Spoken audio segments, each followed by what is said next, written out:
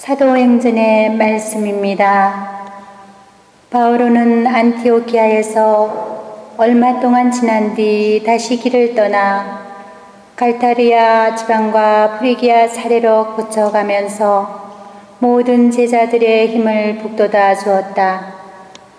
한편 아폴로라는 어떤 유다인이 에페소에 도착하였는데 그는 알렉산드리아 출신으로 달변가이며 성경에 정통한 사람이었다. 이미 주님의 길을 배워 알고 있던 그는 예수님에 관한 일들을 열정을 가지고 이야기하며 정확히 가르쳤다. 그러나 요한의 세례만 알고 있었다. 그가 회당에서 담대히 설교하기 시작하였는데 프리스킬라와 아킬라가 그의 말을 듣고 데리고 가서 그에게 하느님의 길을 더 정확히 설명해 주었다. 그 뒤에 아폴로가 아카이아로 건너가고 싶어 하자 형제들이 그를 격려하며 그곳의 제자들에게 그를 영접해 달라는 편지를 써 보냈다. 아폴로는 그곳에 이르러 하느님의 은총으로 이미 신자가 된 이들에게 큰 도움을 주었다. 그가 성경을 바탕으로 예수님께서 메시아이심을 논증하면서 공공연히 그리고 확고히 유다인들을 논박하였기 때문이다.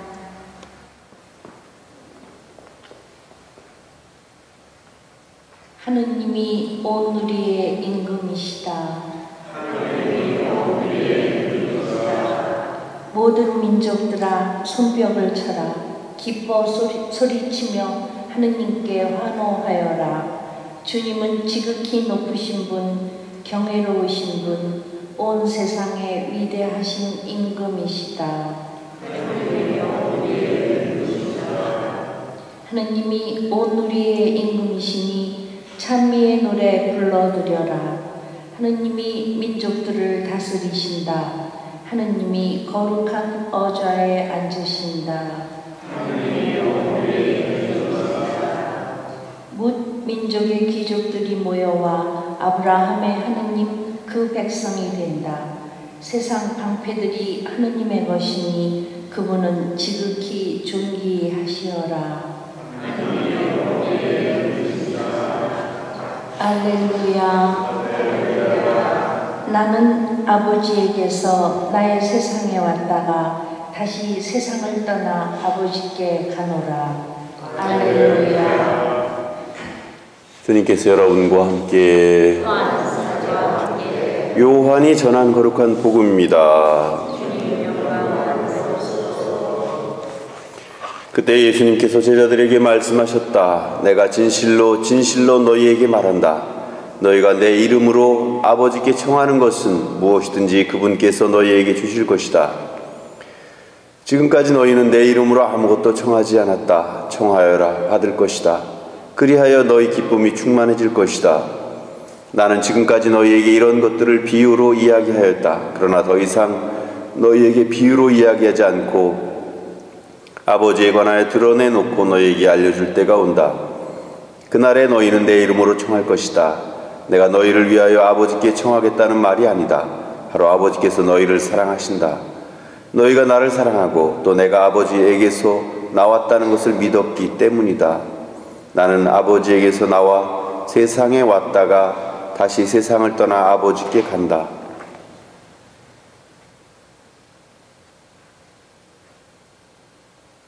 주님의 말씀입니다.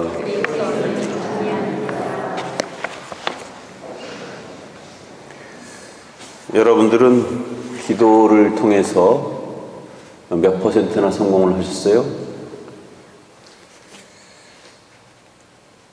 글쎄, 우리가 오늘 복음에도 보면 너희가 내 이름으로 청하는 것은 무엇이든지 아버지께서 다 들어주실 것이라고 말씀을 하셨는데 여러분들은 기도를 해가지고 얼마나 많이 들어주셨어요? 여러분들의 기도를?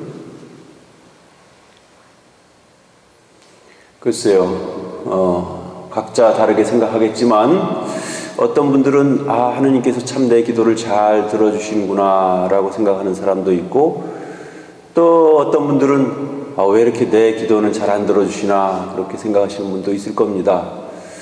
저 같은 경우에는 주님께서 제 기도를 들어주신 그런 경험이 많이 있습니다. 그렇지만 때때로 정말 하느님께서 들어주신 것일까라고 생각하다 보면 어떤 때는 나 스스로의 착각이구나 그렇게 생각할 때도 있습니다.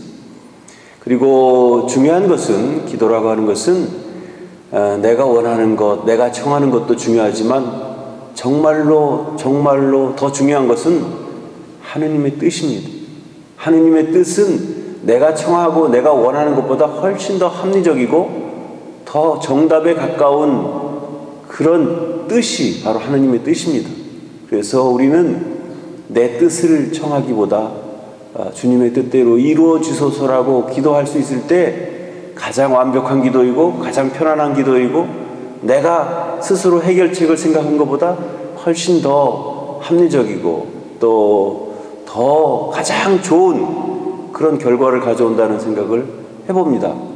그래서 저는 사실 어떤 지향을 두고 누구를 위해서 기도할 때도 있지만 대부분의 많은 경우는 인간적으로 골똘히 생각해보고 이리 생각해보고 저리 생각해보고 어떻게 하면 가장 좋을까 그런 생각도 해보지만 사실 결론은 아버지의 뜻대로 모든 것을 이루어 주십시오 라고 말하는 게 또 그럴 때가 가장 편안합니다. 왜냐하면 그것은 내가 내 뜻에 집착해가지고 그걸 꼭 이루려고 막 애쓰지 않아도 되고 또 어떤 결과가 이루어졌을 때에 그 안에서 아버지의 뜻이 어떻게 이루어졌는지를 찾아보면 되는 것이기 때문에 그렇습니다. 그래서 물론 때때로 우리는 인간적인 그런 나름대로의 지향과 또 그런 소망이 있어서 그런 것을 원할 때도 있지만 그것이 반드시 나쁘다는 것은 아니에요.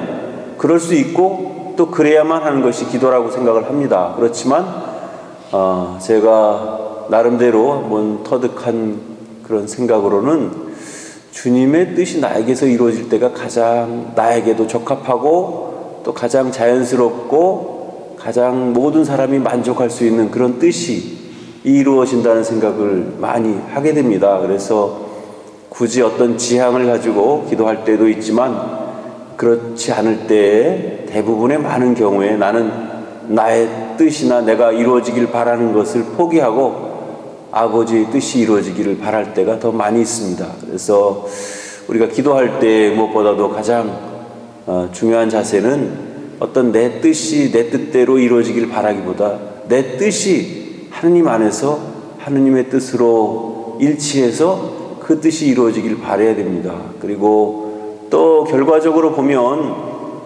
어떤 결과가 반드시 내가 원했던 방향으로 내 뜻대로 이루어지지 않는다 하더라도 우리가 정성껏 바치는 기도는 언젠가 어떤 형태로든지 그 응답을 반드시 해주신다는 것.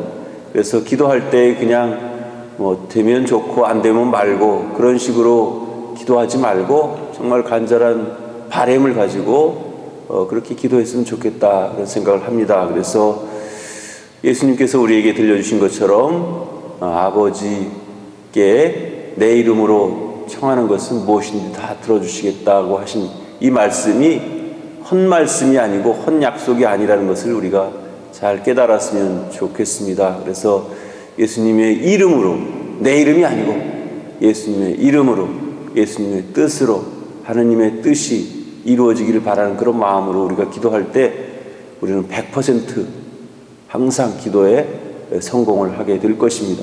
그러나 내 욕심에 사로잡히고 내 욕망에 사로잡히고 내가 하고 싶은 그것이 이루어지기를 바랐을 때는 아마 100% 실패하게 될 확률이 있을 것 같습니다. 그래서 우리가 기도할 때에는 너무 자신의 뜻에만 집착하지 말고 더 넓게 아버지의 뜻이 어디에 있는지 그 아버지의 뜻이 나를 통해서 이루어지기를 바라는 그런 기도를 바치는 것이 가장 신앙인다운 그런 기도의 방향이 아닐까 그런 생각을 해봅니다.